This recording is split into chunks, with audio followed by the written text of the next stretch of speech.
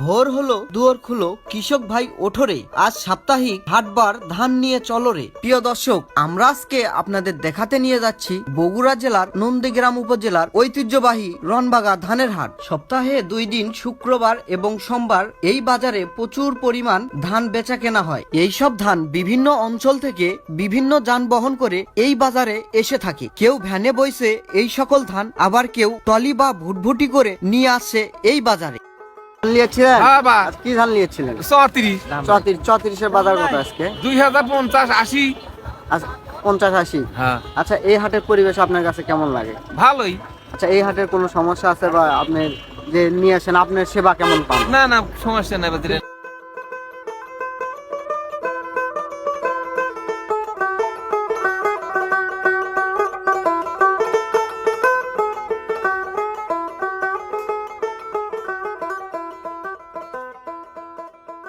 ধান বাজারে নিয়ে আসার পর পাইকাররা বস্তার ভিতর হাত দিয়ে ধান বের করে বাছাই করেন ধান। এরপর চলে দর কষাকষি। পাইকাররা বাজারে ঘুরে ঘুরে কৃষকের ধান দেখে থাকে। ধানের দর ঠিক হয়ে গেলে এইসব ধান পাইকার বা মহাজনের ঘরে পৌঁছে দিতে হয়।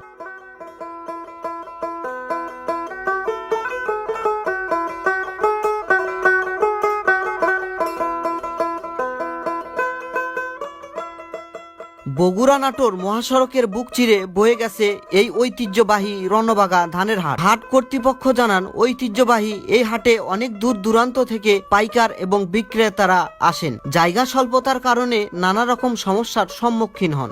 আচ্ছা, আপনি কি ধান নিয়েছেন এই হাটে? 49। আচ্ছা, 49 এখন বাজার কত? 1630-20। 1630-20। এই হাটের পরিবেশ কেমন লাগে আপনার কাছে? আমাদের হাটের পরিবেশ খুব ভালো। মানে আপনারা যে এই হাটে ধান নিয়েছেন, অন্য কোনো সমস্যা হয়? সমস্যা হয় না।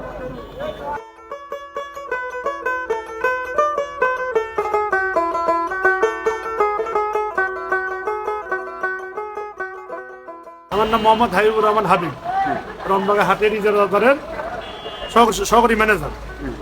হাট দেখাশোনা করি।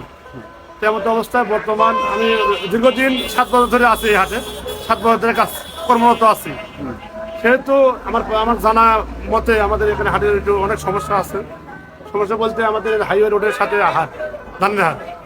আর যেহেতু এখানে যানজট বেঁধে যায়, যানজট হয়, সমস্যার সৃষ্টি হয়।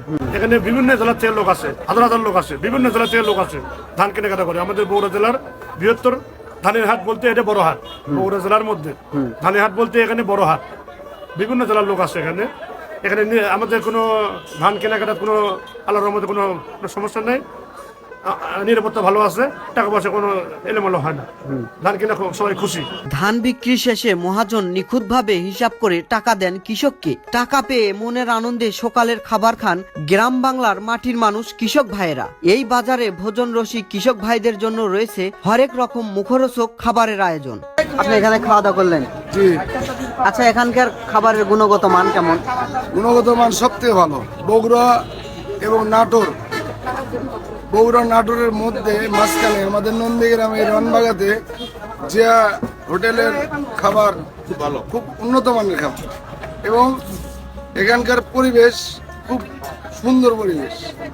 আমরা মূলত গ্রাম বাংলার প্রকৃতি সৌন্দর্য ও ইতিহাস তুলে ধরে থাকি। নিত্য নতুন আমাদের ভিডিও পেতে A to Z news YouTube channel ও ফেসবুক পেজ ফলো দিয়ে আমাদের সাথেই থাকবেন। সে পর্যন্ত সবাই ভালো থাকবেন। সকলের সুস্বাস্থ্য ও দীর্ঘায়ু কামনা করে সামনের দিনের ভিডিও দেখার আমন্ত্রণ জানিয়ে আজকের মতো বিদায় নিচ্ছি। আল্লাহ হাফেজ।